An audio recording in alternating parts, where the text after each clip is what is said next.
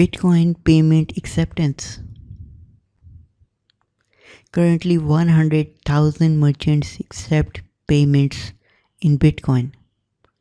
Example: PayPal, Microsoft, Dell, Expedia, Dish Network, Time Inc.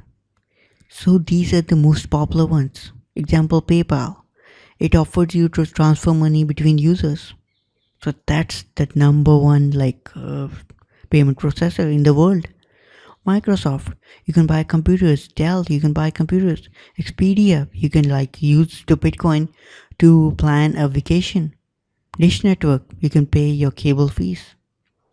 Virgin Galactic, and others. Banks. However, banks don't accept Bitcoin payments due to links of Bitcoin to illicit activity. And the banks not accepting Bitcoin is the number one hurdle in making Bitcoin the world's reserve currency.